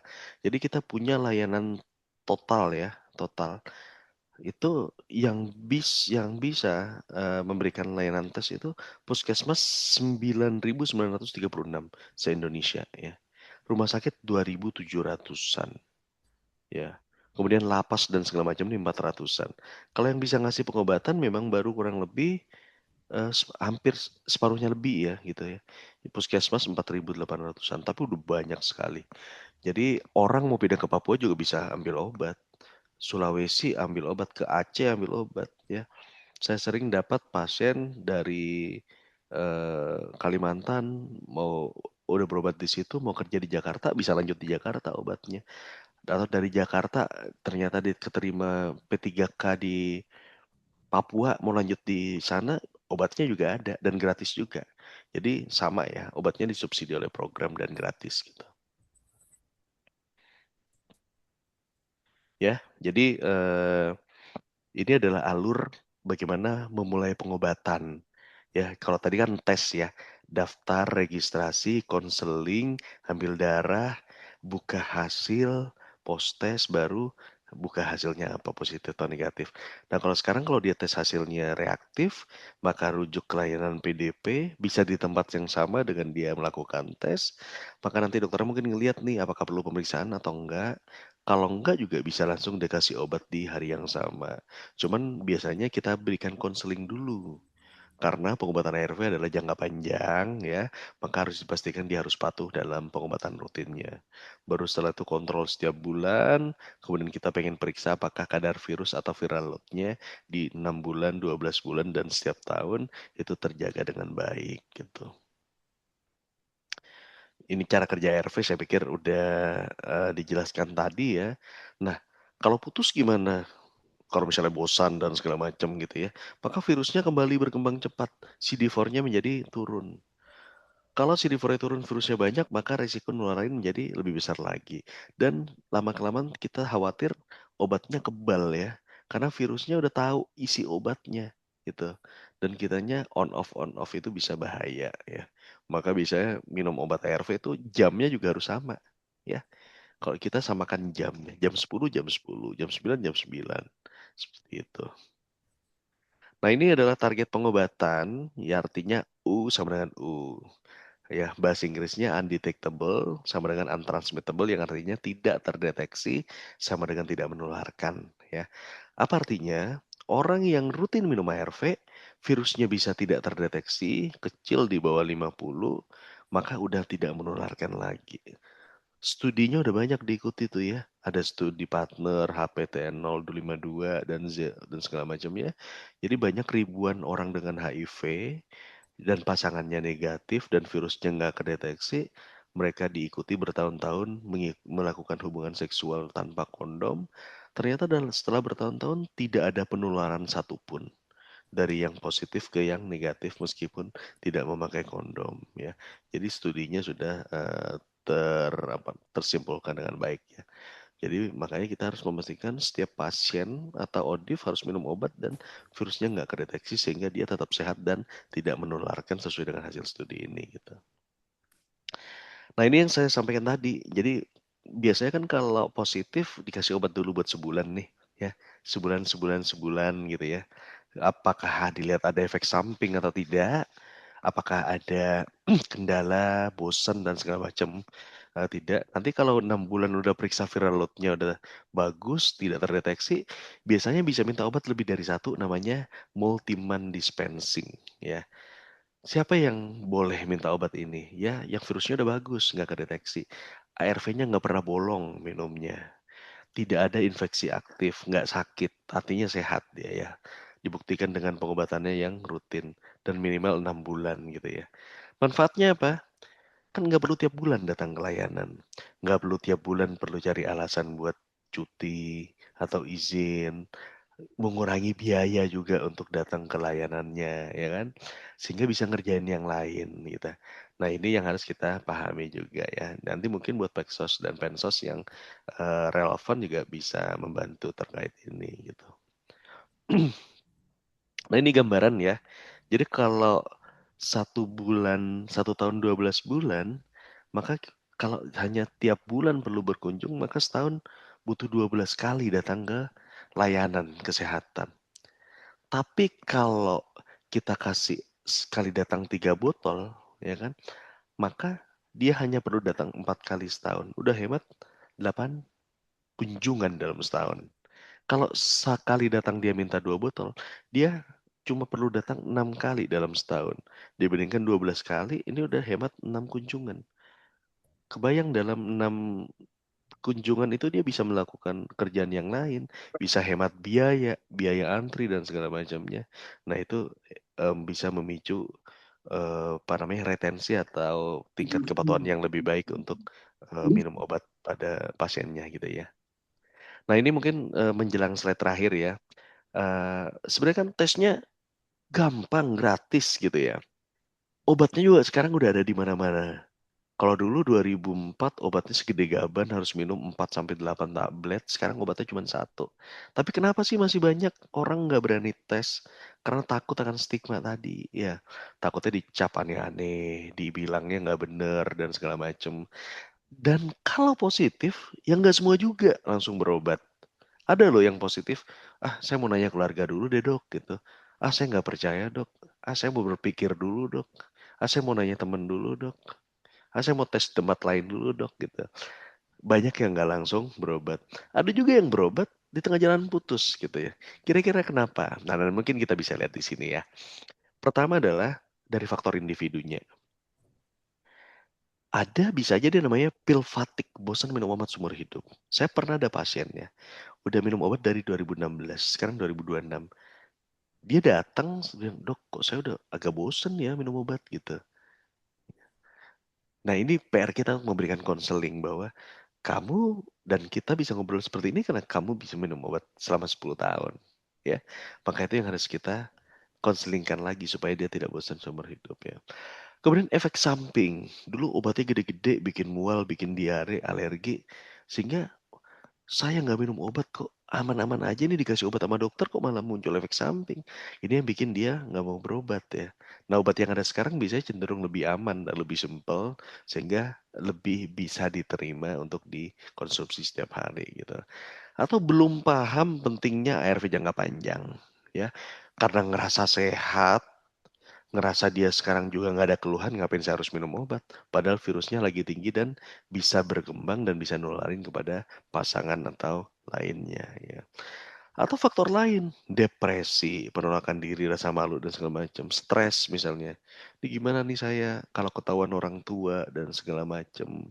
Ya ini nih yang harus kita pahami bersama bagaimana ekosistemnya dia ya si klien ini, Odif ini untuk mendukung. Adakah dia teman berbagi? Adakah teman dia untuk cerita bahwa dia HIV positif? Adakah teman yang mungkin menjadi tim yang membantu mengingatkan apakah dia minum obat atau sudah waktunya periksa viral load atau tidak ya? Apakah dia butuh pertolongan untuk konseling kejiwaan dan segala macam? Ini yang harus kita assess ya, yang harus kita assess ya. Itu dari sisi internal. Dari sisi layanan kesehatan ARV-nya mungkin nggak stabil ya.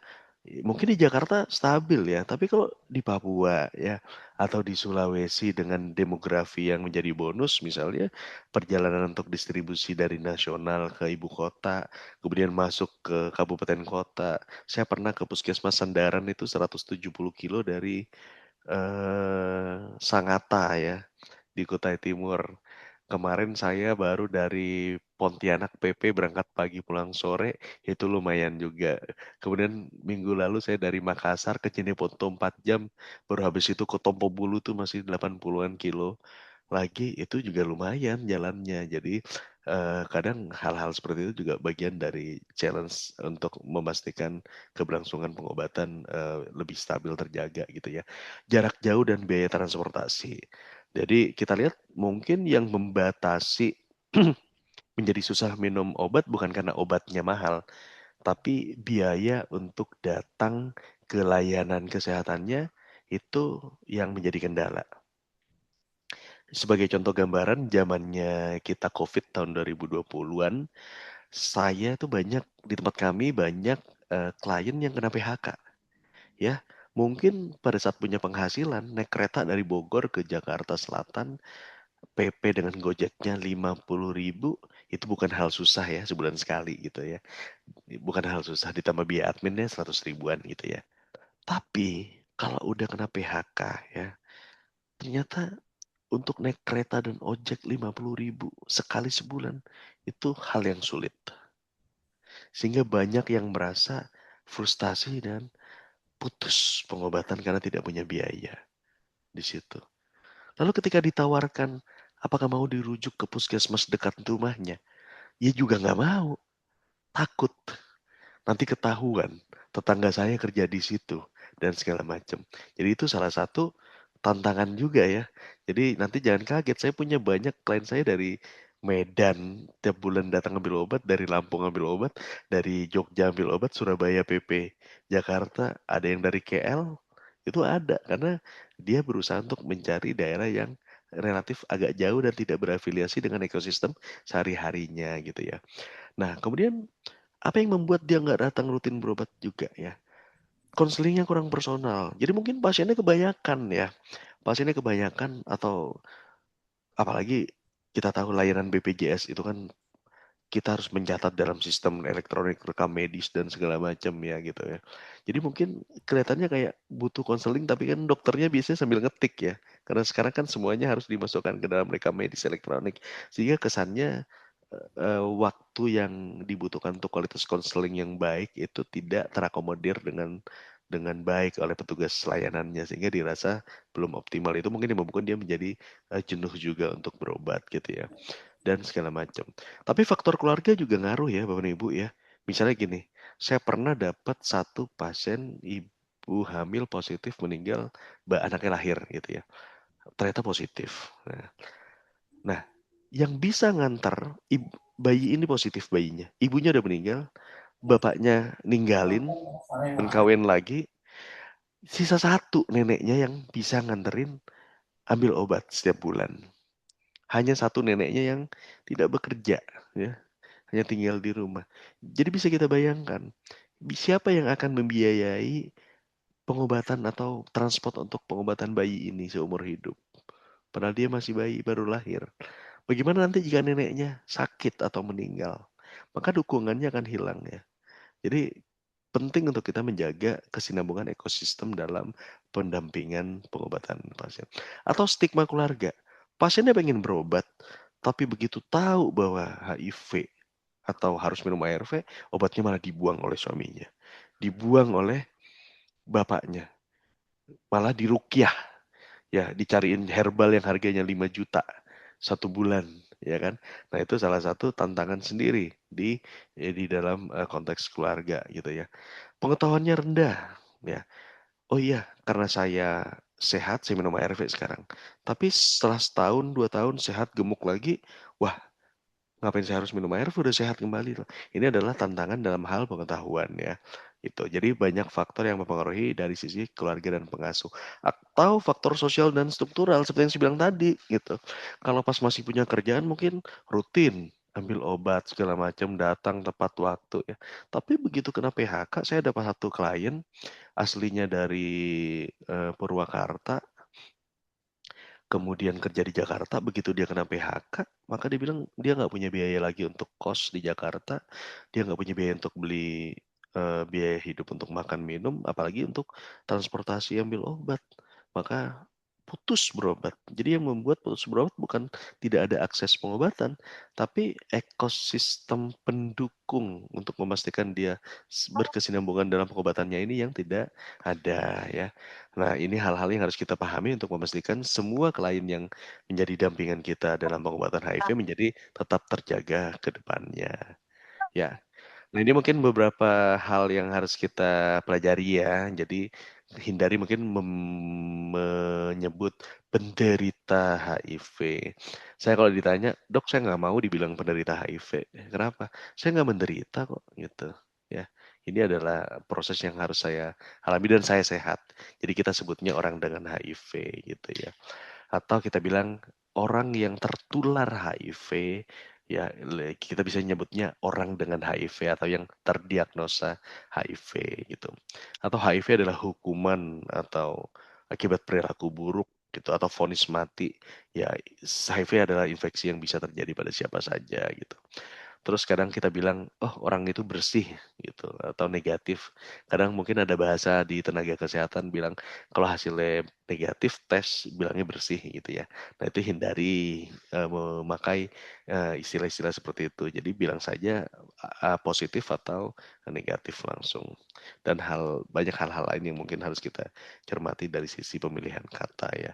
Ya saya pikir itu saja untuk paparan saya Bu Nining ya. Ini slide terakhir saya ya. Jadi yang ingin saya coba visualisasikan dalam slide ini adalah HIV bukan vonis mati, bukan akhir dari segalanya. Kita bisa lihat di sini ada orang dengan HIV positif, istrinya negatif, punya 3 anak semuanya negatif karena rutin minum ARV dan virusnya sudah tidak terdeteksi ya. Mudah-mudahan bisa diterima dengan baik penjelasan tadi. Silakan nanti jika ada pertanyaan bisa didiskusikan lebih lanjut. Saya kembalikan kepada Bu Nining. Assalamualaikum warahmatullahi wabarakatuh. Waalaikumsalam warahmatullahi wabarakatuh. Aduh dok, wow. Kalau orang Jakarta bilang gile bener nih materi ya. Aduh padat. Saya yang dari tadi eh, menyimak udah bener ngeri-ngeri sedap juga dok. Ngeri-ngeri sedap beneran nih, gitu ya. Padahal saya sebagai pensos, teman-teman lain juga sebagai pensos-pensos. Wah ini materi yang sangat-sangat bagus, yang sangat-sangat penting juga untuk kita sampaikan sesuai tusi kita, menyampaikan informasi, kemudian bagaimana kita mengkomunikasikan hal ini kepada masyarakat dan memotivasi bahkan mereka yang sudah terkena untuk ini garis besarnya edukasi ya, fungsi tusi kita sebagai pensos-pensos. Baik dok, ini di layar monitor di ruang chatroom juga sudah banyak pertanyaan. Belum nanti yang angkat tangan ini, padahal kita udah hampir 4 SKS loh dok, ini udah hampir 2 jam penyampaian materi saja gitu ya, belum lagi nanti ada pertanyaan akan kita baca. eh, Nih dari Bapak Agus Elia tadi sudah saya baca, mana dok nih. Izin dok katanya bertanya apa tantangan terbesar dalam memberikan pendampingan kepada ODIP di masyarakat. Kemudian apa peran keluarga, lingkungan kerja dan masyarakat dalam mendukung ODIP ini. Itu pertanyaan yang pertama ya dok. Atau mau jawab langsung dok satu persatu Iya, bagaimana? saya jawab langsung aja ya, Ya biar silakan dok. nggak. Ya, wah senang sekali banyak pertanyaan ya. Ya, Ya. saya coba jawab ya untuk Pak Agus. Tantangan terbesar adalah memberikan pendampingan pada ODIF. Benar. Jadi gini, eh, tantangan kita itu dalam pendampingan itu sebenarnya lebih ke stigma dan diskriminasi ya. Kalau dulu bilangnya, oh tes dulu mungkin 2004 ARV pertama terbatas, kedua mungkin masih bayar, ketiga hanya ada di rumah sakit, itu mungkin susah ya. Sekarang ribuan layanan udah menyediakan ARV. Nah, apa tantangannya ya? Tantangannya adalah kadang ya masih banyak yang mengalami internalized stigma. Jadi sebenarnya stigma dari keluarga udah nggak ada. Stigma dari nakesnya udah nggak ada. Dari tempat kerja udah nggak ada. Tapi Indonesia tuh pernah, JIP itu pernah mengadakan studi namanya stigma index ya. Stigma indeks Jaringan Indonesia Positif. Jadi stigma terbesar itu adalah stigma di pasiennya sendiri. Mereka takut di stigma di tempat kerja, di stigma di lingkungan dan keluarganya dia.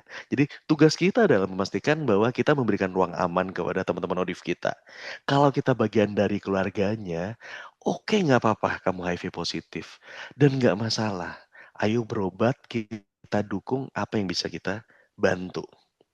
Kalau kita tempat kerja, nggak apa-apa. Kamu HIV positif, sama seperti kita. Bedanya hanya kamu minum vitamin setiap hari. Bedanya kamu sebulan sekali perlu ketemu sama dokternya. Ya kan? Lainnya sama. Pegangan tangan semuanya. Jadi kita bisa memberikan dukungan seperti itu. Odif nggak butuh harus, hati-hati ya, sabar ya, gimana kamu sehat? Enggak. Odif itu justru tidak mau diberikan over princess treatment. Jadi dia nggak mau terlalu di oversupply affection dan segala macam dia nggak mau. Itu justru mendiferensiasi perlakuan itu malah membuat berbeda. Yang diharapkan adalah nggak ada stigma diskriminasi. Perlakukan sama seperti teman lain yang bekerja, perlakukan sama seperti anak lain yang sekolah, perlakukan sama seperti anak, ponakan, cucu lain yang juga tidak HIV. Tidak perlu spesial harus dikasih uang saku setiap bulan atau ditanyakan di WA gimana kabarnya segala macam. Jadi hal minimal adalah perlakukan sama seperti yang lain. ya. Itu yang bisa berperan. Jadi ayo kita berikan lingkungan ruang aman buat dia sehingga dia tetap minum obat, sehat, berkarir produktif sama seperti kita, keluarganya terlindungi, anaknya sehat, tidak ketularan dan segala macam. Ya, itu ya untuk pertanyaan untuk Pak Agus. Kemudian saya baca sendiri nggak apa-apa ya Bu Nining ya. Boleh, silakan dok, Bu silakan. Heni Peksos, baik. Tebing tinggi. Wah, kemarin saya dari Karo dan Asahan, cuman belum ke tebing tinggi. Bagaimana membujuk klien untuk melakukan tes HIV jika klien merasa belum mau karena sering? Oke. Jadi sebetulnya di sini jika berisiko yang kita sebut berisiko tinggi, populasi kunci itu ada WPS, LSL, kemudian TG, kemudian satu lagi penasun ya. Di luar masyarakat secara umum sebenarnya di Indonesia itu ada namanya mitra komunitas penjangkau. Jadi di kurang lebih 178 kota kabupaten ada penjangkau dari komunitas yang memang menjangkau teman-teman yang berisiko lewat komunitas, hotspot maupun dating apps misalnya ya. Mereka punya peran dan utilitas lah untuk menjangkau itu. Nah, tugas kita bisa misalnya dengan memberikan informasi-informasi adanya layanan tes yang tersedia di sekitar kita atau memberikan edukasi terkait pentingnya tes HIV atau bisa memberikan misalnya link-link informasi sehingga klien merasa mau dan nyaman untuk datang tes HIV gitu. Mungkin sebenarnya menurut kita klien kita belum tes HIV ya, tapi sebenarnya bisa saja sebenarnya dia tes HIV, cuman nggak pernah ngaku ke kita kalau dia tes HIV ya kan. Jadi sering terjadi seperti itu sebetulnya ya. Nah itu mungkin ya buat Mbak Heni di Ya, Tebing Tinggi ya. ya. Jadi tetap ya dok, itunya intinya ruang aman dan nyaman dulu ya, ruang aman dan nyaman Betul, dulu bagi mereka betul. yang penyandang ODP ini. Baik dok, sebelum ke pertanyaan di ruang chat yang selanjutnya, tadi ada yang sudah mengangkat tangan, Ibu Nia Oh iya, Siretingga. Bu Nia ya. Saya undang Silakan. untuk mengajukan pertanyaan. Silakan Ibu Nia. Baik, terima kasih Ibu. Selamat sore, Dok. Selamat sore ya. Mungkin izin berdiskusi ya. Saya Amalia Kurniasari, pekerja sosial ahli pertama di Dinas Sosial Kabupaten Bandung Barat. Sedikit Hmm, sharing, Dok.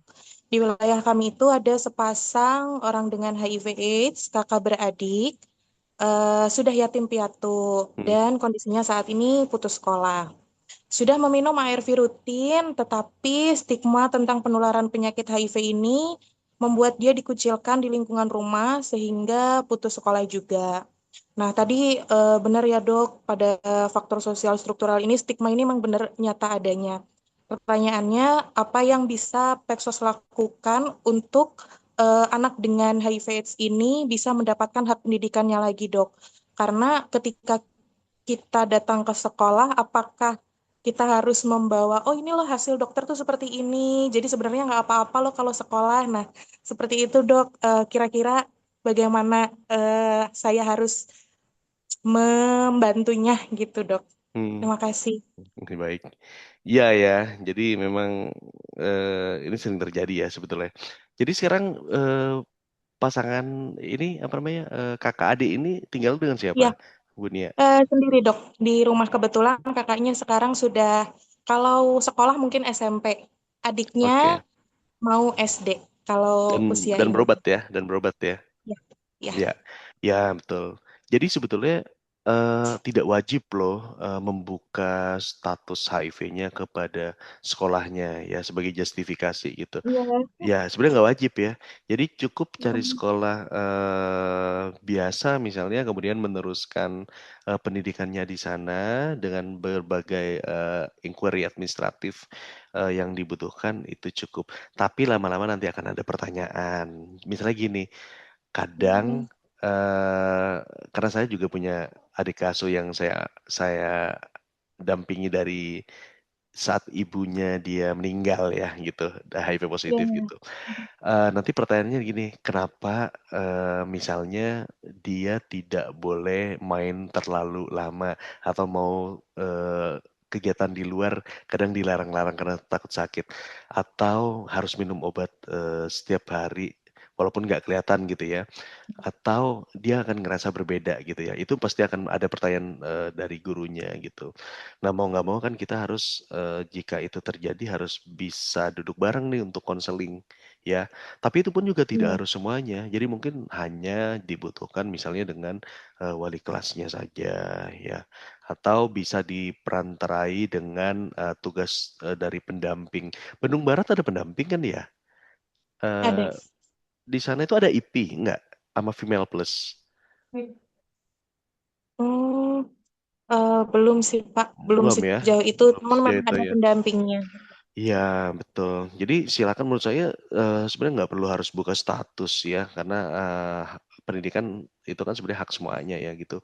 Silakan cari sekolah, kalaupun misalnya ternyata ada kendala dalam, memberikan informasi yang adekuat, ternyata udah bocor nih, dan kita butuh justifikasi untuk, diskusi, silakan kan nanti bisa mencari expert dari, teman-teman layanan di sana juga ya, Bu Nia ya, untuk bisa memberikan, Ya.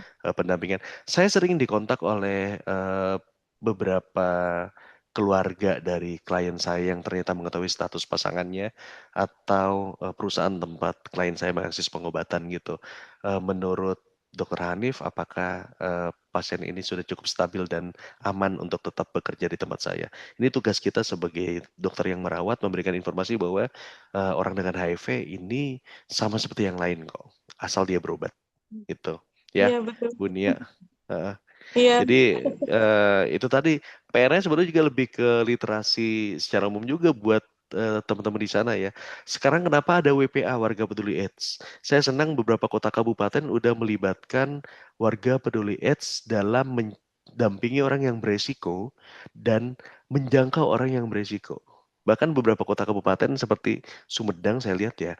Jadi, ibu-ibu hamil yang positif, itu didampingi oleh WPA-nya, warga peduli AIDS-nya, supaya dia nggak putus berobat, supaya bayinya nanti sehat negatif, ya. Karena kalau nggak didampingi sehat, nggak minum obat rutin, ya.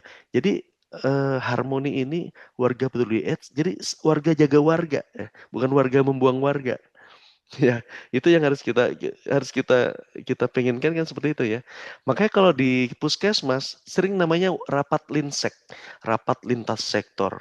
Kita mau mobile visit ada orang kecamatan, ada orang kepala desa, ada orang polsek supaya tahu. Tujuannya nemu kasus, kalau ada positif kita dampingi. Ya, itu yang kita harapkan. Kalau ada kendala misalnya ada anak dengan HIV mau sekolah, polisi bisa membantu misalnya untuk proses advokasi di situ juga. Jadi semua harus terlibat di situ. Saya kalau di Bali mau ngadain mobile VCT dan segala macam atau koordinasi, itu melibatkan Banjar. Banjar itu seperti lurah, kelurahan atau desa di situnya ya. Jadi semuanya terlibat seperti itu. Mungkin itu ya Bu Nia ya. Memang kita tahu banget bahwa stigmanya menjadi besar.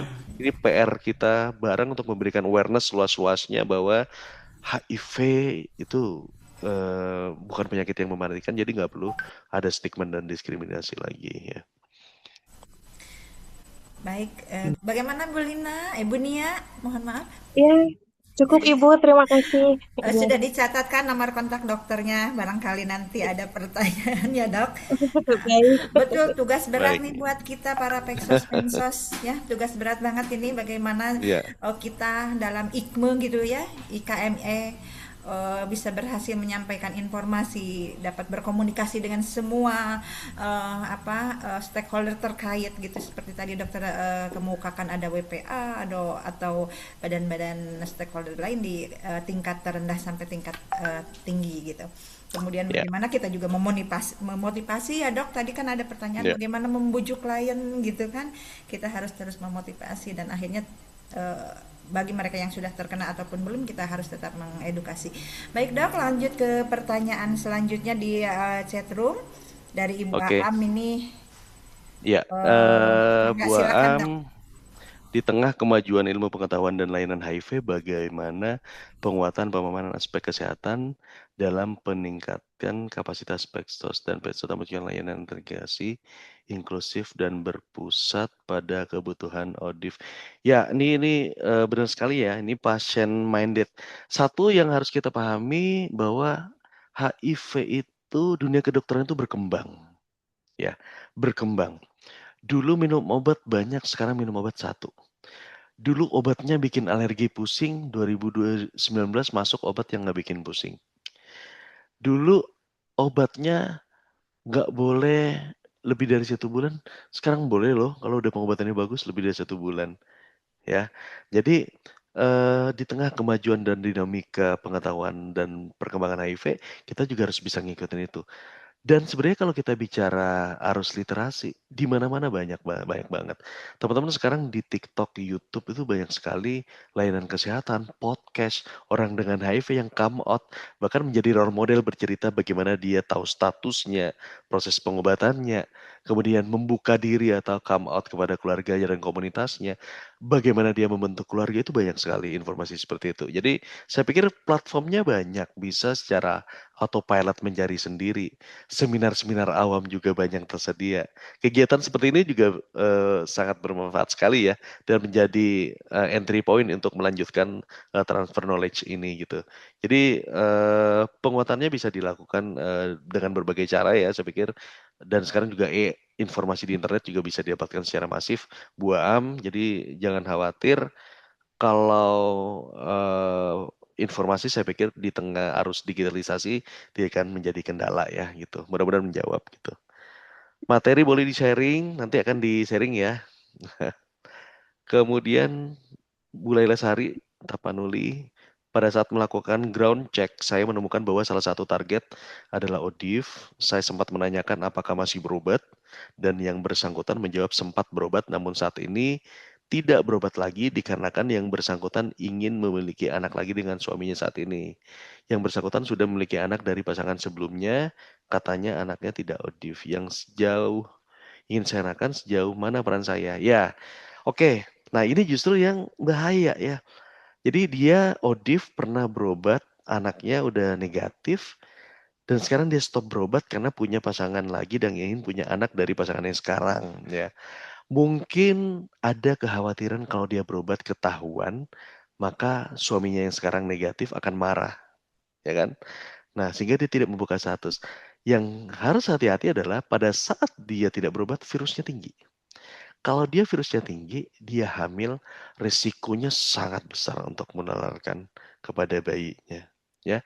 Maka PR-nya adalah, ayo kita yakinkan dia bahwa penting untuk memulai pengobatannya lagi, penting untuk ibunya sehat dulu sebelum punya bayi yang sehat.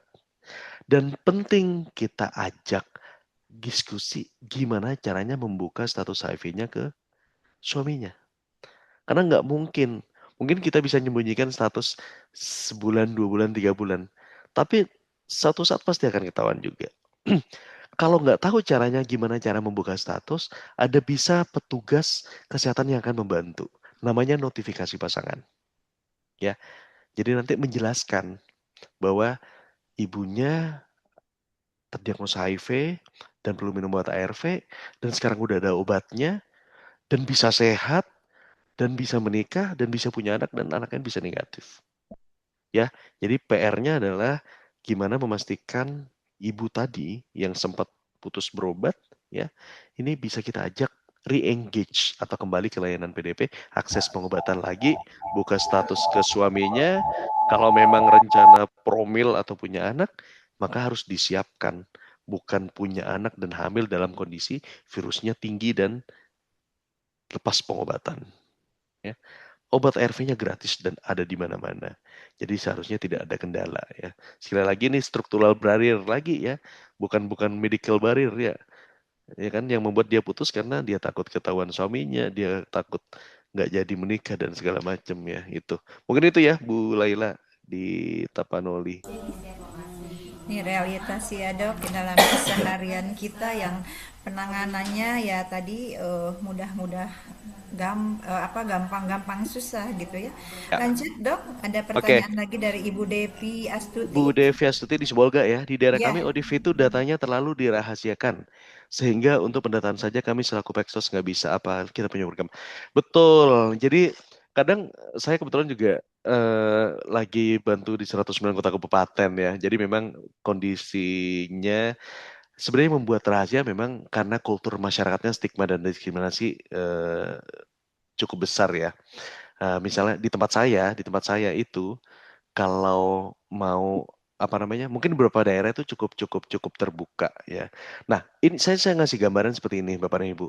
Eee, di tingkat kota kabupaten ada namanya pengelola program HIV. Pengelola program HIV. Di UPD, Dinas Kesehatan itu kan ada Kabid, ada Katimker P2 PML, ada pengelola program. Coba reach out koordinasi dengan pengelola program HIV, programmernya. Maka dia tahu bahwa ada berapa layanan menyediakan tes, ada berapa layanan yang menjadi layanan pengobatan, berapa odif rutin yang aktif ambil obat di wilayahnya. Jadi koordinasinya di tingkat atas dulu. Nah, nanti supaya bisa di-bridging dukungannya. Misalnya, dukungan untuk anak dengan HIV, dukungan untuk pencarian ODIF yang hilang, dukungan untuk ODIF yang kan status sosial misalnya yang menengah ke bawah misalnya. Jadi koordinasinya jangan langsung dengan Vaskes. Kalau dari Dinkes tiba-tiba datang ke layanan nanya ODIF-nya mana aja, saya pikir itu agak susah. Mending B2B saja. Ya, jadi OPD ke OPD saja, difasilitasi, ya, lintas sektor, nanti supaya enak nanti. Ya, jadi nanti ketahuan dukungannya seperti apa. Dia kan ngasih data nih, ya kan? Karena terus terang dinas kesehatan juga kendala. Misalnya gini, punya pasien 1.000, hilang 200. Nah, 200 kenapa dia hilang? Karena PHK, karena nggak punya orang tua yang nganterin obat, karena ternyata nggak punya rumah sehingga harus cari shelter, karena hilang. Mereka nggak punya budget untuk gimana biaya hidupnya. Dinas kesehatan punyanya budget untuk obatnya, reagennya, pelayanannya. Jadi saran saya kerjasama koordinasikan dengan programmer atau pengelola program HIV di setiap dinas kesehatan kota kabupaten ya, supaya bisa dapat akses terkait data-data teman-teman ODIF yang ada di situ ya. Semoga menjawab Bu Devia Suti. Kemudian dari Kalimantan Timur, oke. Bu Anissa, saya klien ODIF yang dia juga minoritas, mata pencarian PSK, sudah tidak punya keluarga dan sendiri, namun penghasilannya sedikit sehingga memutuskan untuk mencari bagaimana supaya tidak bekerja karena khawatir akan menularkan. Oke, ya. Jadi ini kalau kita bicara meminta WPS tidak menjadi WPS atau PSK menjadi PSK ini susah gampang ya. Ini sama seperti kita membubarkan lokalisasi, udah nggak? Apakah lokasi dibubarkan seperti Sunan Kuning atau kemana? Terus dikasih kompensasi hilang, hilang mungkin sebulan 2 bulan ya. Habis itu tiba-tiba ada di online, benar nggak? Itu menjadi lebih susah lagi untuk dijangkau ya. Jadi mungkin PR-nya kalau meminta orang jangan jadi BPS itu susah, untuk tidak jadi PSK susah. Tapi kita bisa ngurangi namanya harm reduction atau mengurangi resiko. Jadi kalau dia jadi WPS, kalau bisa PSK yang tidak beresiko. Gimana caranya? Ya, gimana caranya? Maka dia harus punya akses terhadap pelayanan kesehatan, tahu tes, rutin tes, punya akses terhadap kondom. Kalau ternyata positif, pastikan dia mengakses pengobatan sedini mungkin. Tidak putus obat. Kalau ternyata ada kendala dari sisi finansial, mana yang bisa dibantu, misalnya sebagai peksos atau literasi, itu yang kita berikan kepada dia. Ya. Tapi kalau meminta supaya dia tidak bekerja sebagai PSK lagi, karena dorongan ekonomi, saya pikir itu agak susah ya. Tapi gimana caranya kita memberikan informasi kepada dia bahwa perilakunya berisiko, ayo kita kurangi pelan-pelan. Rutin pakai kondom, jangan gonta-ganti pasangan, rutin tes, kalau positif harus akses pengobatan sedini mungkin, ya. Maka itu yang bisa kita lakukan kepada teman-teman di sini ya. Ini juga terjadi di layanan kesehatan Bapak dan Ibu ya. Jadi kalau tiba-tiba teman-teman beresiko WPS datang ke kita, kita ceramain pakai dalih agama, ya kan, suruh jangan berubah. Besok nggak akan datang lagi itu, ya. Pertanyaannya apakah besok udah berubah perilakunya? Enggak, ya. Jadi tugas kita memberikan pelayanan sesuai dengan apa yang dibutuhkan di sana. Jadi kita bilang bahwa yang dilakukan beresiko nih, ya. Nah kalau bisa jangan gonta-ganti ya. Tapi kalau nggak bisa gonta-ganti, ya jangan banyak-banyak, pakai kondom terus ya. Tapi kalau dibilang yang kamu lakukan tuh dosa, segala macam, besok udah kabur nggak datang lagi ke tempat saya. Ya kan, saya nggak butuh ceramah dokter kata dia. Gitu. Ya, kita memberikan edukasi sesuai dengan kewenangan dan ekspertisnya gitu. Ya, itu Bu Anissa di Kalimantan Timur. Baik, terima kasih dok. Ya, Bapak Ibu masih ada pertanyaan? Kayaknya banyak nih, akan tetapi masih memang mirip-mirip ya kalau realitas di lapangan ya sekitar tadi yang ditanyakan oleh Bapak Ibu di ruang chat room. Akan tetapi kami masih mengundang Bapak Ibu untuk apa ya hal-hal yang mungkin ingin dibagikan oleh Dokter Hanif. Saya persilahkan.